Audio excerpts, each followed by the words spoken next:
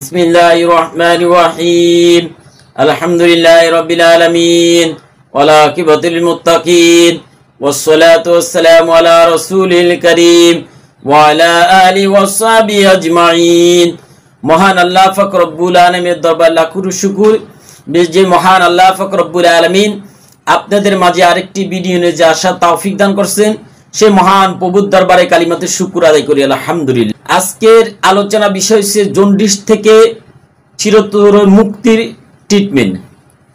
এক ভাই প্রশ্ন করছে, ভাই ডাব পরা দিয়ে কি জন্ডিসের পরা দিলে কি জন্ডিস ভালো হয় কিনা? ইনশাআল্লাহ ভাই ভালো হয়। কোরআন অনুনাসিলু মিনাল কোরআনি মা হুয়া শিফা ওয়া রাহমাতুল লিল মুমিনিন। আল্লাহ পাক রব্বুল আলামিন কোরআন শিফা হিসেবে নাজিল করছেন।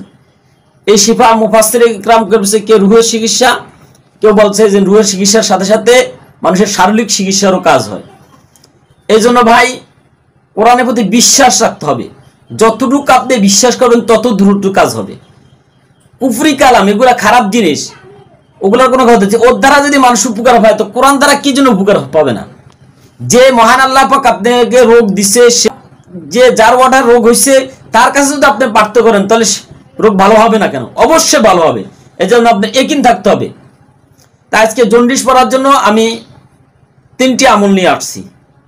এই 3টি আমল যদি আপনি করেন ইনশাআল্লাহ আপনার জন্ডিস ভালো হবে। এটা আমি একাধিকবার প্রমাণ করছি। একাধিকবার আমি প্রয়োগ করার পরে ইনশাআল্লাহ কামিয়াবি হয়েছে।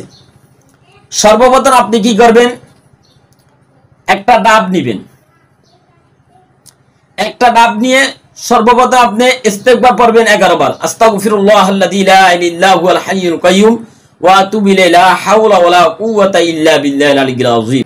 পড়ার পরে 11 বার দুরূদ শরীফ পড়বেন। আল্লাহুম্মা সাল্লি আলা মুহাম্মাদিন আবদিকা রাসূলিক, আল্লাহুম্মা সাল্লি আলা মুহাম্মাদিন আবদিকা রাসূলিক অথবা সাল্লাল্লাহু আলাইহি সাল্লাম 11 বার দুরূদ শরীফ পড়বেন।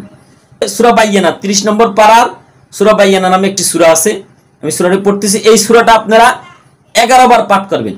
বিসমিল্লাহির রহমানির রহিম।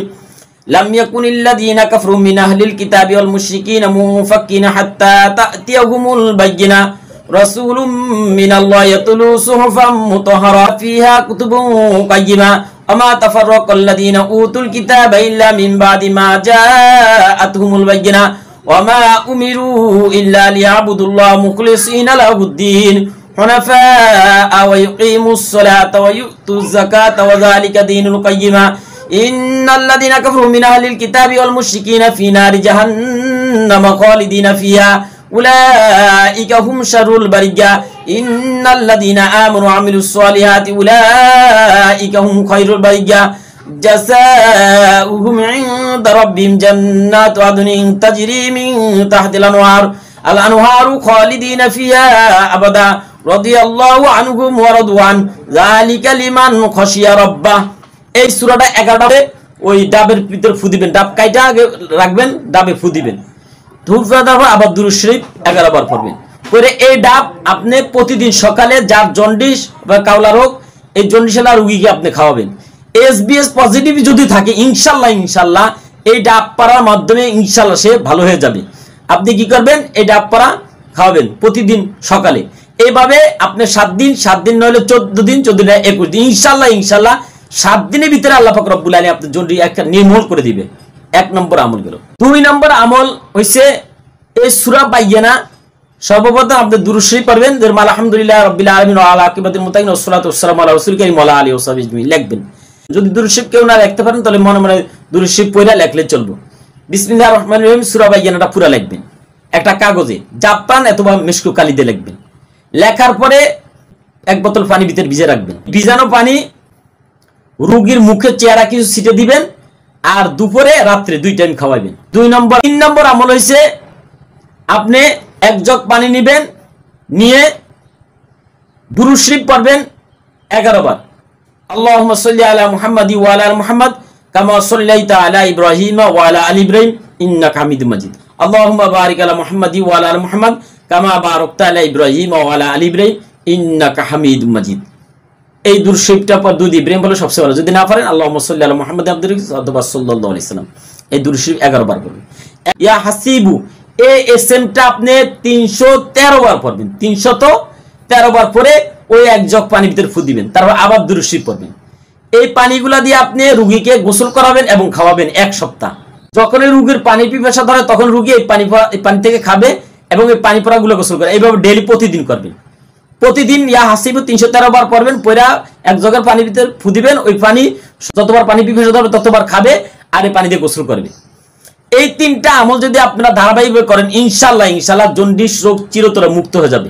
এটা অসংখ্য হয় এবং এসবিএস পজিটিভও যদি থাকে ইনশাআল্লাহ এই রোগ থেকে আপনি চিরতরে মুক্তি পাবেন। আল্লাহ পাক রব্বুল আলামিন আমাদের সকলকে কোরআন এবং সুন্নাহ অনুযায়ী আমল করার মতো তৌফিক দান করুক। শিরক কুফরি থেকে আল্লাহ পাক হেফাজত দান করুক। আল্লাহ পাক রব্বুল আলামিন আমাদের সকলকে আল্লাহর কুদরতি হাত দিয়ে ধরে গুনার কাছ থেকে হেফাজত দান করুক। আল্লাহ পাক রব্বুল আলামিন আমাদের এই খিদমতগুলো কবুল করার জন্য দোয়া করবেন। আমি আজ 30 বছর ধরে তদবিরে কাজ করি ইনশাআল্লাহ। আল্লাহ পাক রব্বুল আলামিনের কোরআন দ্বারা কোনো কুফরি কালাম না, কুফরি কালাম করার কারণে ঈমান চলে যাবে, কিন্তু কুফরি কালাম কেউ করবে না। যারা কুফরি কালাম করে তাদেরকে আমরা হাতে ধরে রিকোয়েস্ট করতেছি আপনারা কুফরি কালাম বাদ দিয়ে কোরআন দিয়ে আপনি ট্রিটমেন্ট করেন, দুনিয়াও পাবেন, কামিয়াবি হবেন।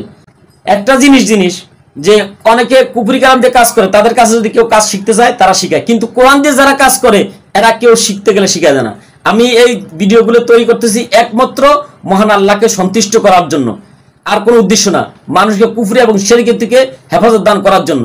অনেকে রিকোয়েস্ট করছে যে আপনি একটি চ্যানেল করেন, এই হিসাবে আমার কোনো চ্যানেল খোলার উদ্দেশ্য ছিল না। অনেকে রিকোয়েস্টে আমি চ্যানেলটা করছি, আমার কোনো চ্যানেল দিয়ে রুজি করে খাবো এই ধরনের কোনো চিন্তা ভাবনা নাই। এজন্য দোয়া করবেন আল্লাহ পাক রব্বুল আলামিন আমার এই খিদমতটা যেন কবুল করে, এবং যে আপনারা ভিডিওটা শেয়ার করে দিবেন, লাইক করবেন, কমেন্ট করবেন, ইমুতে ফেসবুকে শেয়ার করে দিবেন। কেন আপনার দ্বারা যদি একজন কুফরি কালামের ভিতরে না যে কোরআন দিয়ে কাজ করে, তার হাদিসে দাল ওয়ালাল খয়রি কাফাইল, যে ব্যক্তি কোনো ভালো কাজের ফল দেখায় সে ওই ভালো কাজ করার মধ্যে সওয়াব পায়। এই আপনার এই ভিডিওটা ফার্স্ট পোষণের কারণে, কোরআন দিয়ে তদবির করার কারণে ইনশাআল্লাহ আপনি সওয়াব পাবেন।